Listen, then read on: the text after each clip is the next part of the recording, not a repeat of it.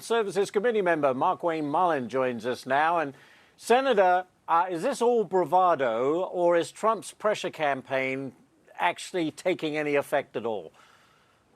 It's 100% bravado by Maduro. He understands what's happening behind him. I'm going to take a little liberty with the assumption, but it's assumption based on some briefings that I've received and some of the things I've been writing on.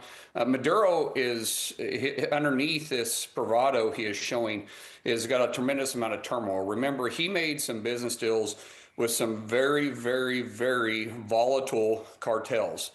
Basically guaranteeing them safety through passage through Venezuela to be able to load their narco boats and be able to dispatch them across the Atlantic and the Caribbean.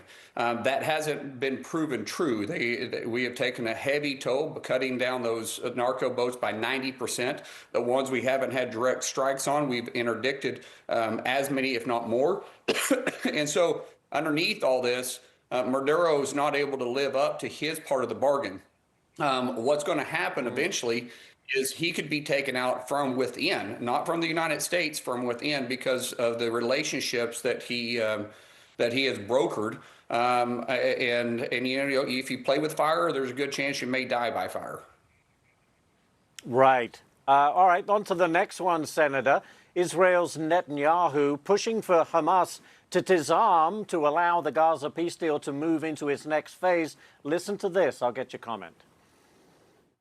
If you disarm Hamas, because no one's going to come in there if Hamas stays armed, and they'll put a bullet right through the back of their head, you know, anyone of any potential new government. So the answer to your question is, if we disarm Hamas, whether with an international force or by any other means, yes, I see a different future for Gaza. And it's the one remaining step. Everybody understands that. I think Hamas understands it. That's why they don't want to do it.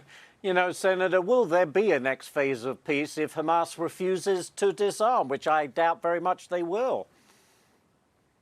You keep in mind, Hamas is a terrorist organization, even though they formed themselves as a government because the people of Gaza elected them. Now, the Palestinian individuals that live in Gaza are different than the Palestinian individuals that live in the West Bank. The West Bank elected to have the Palestinians rule the West Bank. In Gaza, the Palestinian people that live there elected to have a terrorist organization called Hamas to run the government. What has happened now is Hamas is using the innocents as a shield. The fighting could stop tomorrow if Hamas would just simply lay down the arms. And Bibi is correct. There's no other government that's going to be able to go in as long as Hamas is there, because Hamas would kill that individual, because they're not a form of government. They're a terrorist organization which wants to create fear and destruction. So I think the next phase could look two ways. One, you could see just a complete destruction of Gaza, where we would wipe out all Hamas. The problem is the some innocents will be caught up in that, but that is by Hamas's choice, because if they lay down their arms, we could disarm. Or you could see where a vetting process of everybody that wanted to leave could be brought out, be held in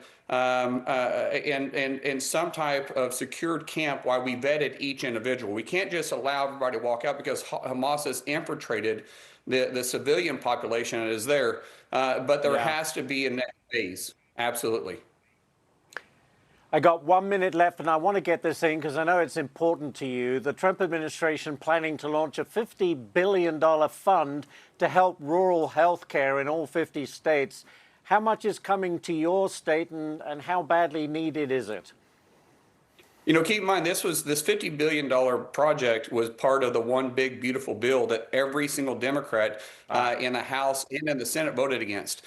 Oklahoma is going to receive $223 million for rural health care. Now, remember, the Democrats were saying that the rural health care was going to be devastated by this. It's just the opposite. It's vitally important. I live very rural. My parents live very rural. What this is going to happen is allow rural hospitals to be able to become critical care centers, to be able to provide critical care in life-saving times, be able to stabilize a patient, be able to bring them to a larger hospital where they have more resources. So the $223 million Oklahoma is going to receive is going to keep our 36 rural hospitals open and going to be able to have critical care for our parents and our loved ones.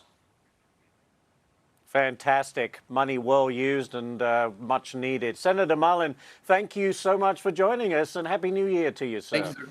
Happy New Year. Have a blessed New Year. Thank you.